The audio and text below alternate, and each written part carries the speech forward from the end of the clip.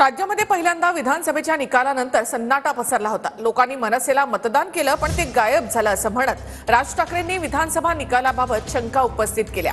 लोकसभेला 1 खासदार निवडून आलेल्या दादांचे 42 आमदार कसे आले असा सवाल राज ठाकरेंनी उपस्थित केला आहे।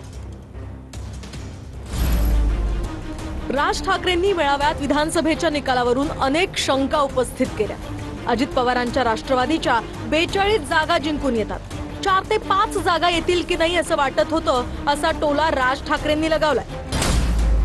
तर इतकी वर्ष महाराष्ट्रात राजकारण करत आले, त्यांना 10 जागा मिळतात हे न समजण्या पलीकडची गोष्ट असल्याचं सुद्धा राज ठाकरे म्हणाले। भारतीय जनता पक्षाला 132 काय जागा मिळाल्या वगैरे वगैरे, चला ठीक आहे आपण समजू शकतो, चला 132 4-5 जागा येतील की नाही असं सगळ्यांना वाटत असताना अजित पवार 42 कोणाचा तरी विश्वास बसेल का याच्यावरती?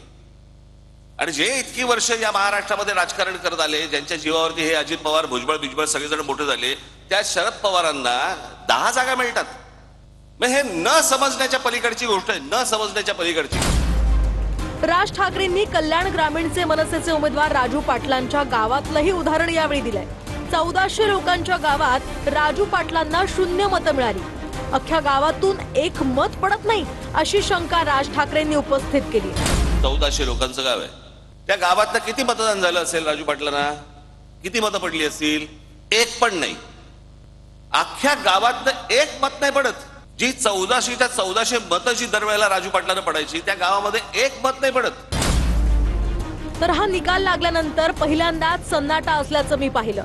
या निकालावरून लोकांमध्ये संभ्रम असल्याचंही राज ठाकरे म्हणाले। महाराष्ट्रात निकाल लागल्यावरती मी पहिल्यांदा महाराष्ट्रात असं बघितलं, सन्नाटा पसरला।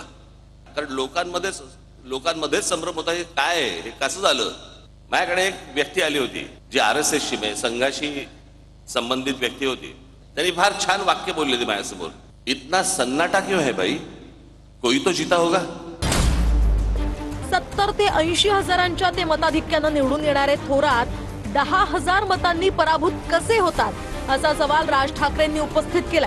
7 वेळा जो माणूस आमदार केला, 70 ते 80 हजार मताधिक्याने निवडून यायचे, ते बाळासाहेब थोरात या निवडणुकीमध्ये 10,000 मतांनी पराभव होतो। उद्या अनेक लोक बोलतील की राज ठाकरेंचा पराभव झाला म्हणून त्याच्यामुळे ते हे बोलतायत। मी काय बोलतोय, अख्खा महाराष्ट्र बोलतोय। या मतदानावर जाऊ नका, लोकांनी आपल्याला मतदान केलंय, ते फक्त आपल्यापर्यंत आलेलं नाही असं राज ठाकरे म्हणाले। या मतदानावरती जाऊ नका, लोकांनी आपल्याला मतदान केलेलं आहे, फक्त ते आपल्यापर्यंत आलेलं नाहीये। लोकांनी मतदान केलं पण ते केलेलं मतदान कुठेतरी गायब झालं। आणि अशा प्रकारच्या ज्या निवडणुका लढवायच्या असतील तर निवडणुका न लढवल्याच बऱ्या। श्रीमान राज ठाकरेजी यांनी त्यांच्या राज्यस्तरीय पदाधिकारी संमेलनामध्ये जो एक नरेटिव्ह सेट करण्याचा प्रयत्न करत आहेत, तो अर्ध आणि अर्धवट माहितीच्या आधारावर आहे। भारतीय जनता पक्षाने तडजोडीचं राजकारण कधीच केलं नाही। प्रथम राष्ट्र आणि राष्ट्रवादी विचाराच्या आधारावर राष्ट्र निर्माण या आधारावरच राजकारण, कधीच आम्ही तडजोड केलं नाही। त्यांना नेहमीच उशिरा उठून चिंतन करण्याची सवय असल्यामुळे विधानसभेच्या स्वतःच्याच घरातील दारुण पराभवानंतरच्या 1.5 महिन्याच्या कालावधीनंतर 42 जागा कशा आल्या हा शॉक त्यांना 1.5 महिन्यानंतर बसलाय। मात्र आपल्या सुपुत्रांचा दारुण पराभव का झाला आणि आपल्या जागा का निवडून आल्या नाहीत यावर त्यांनी भाष्य करावं। आणि त्याकरता अजितदादांसारखं पहाटे 5 वाजतापासून मला असं वाटतं त्यांनी कामाला लागलं पाहिजे।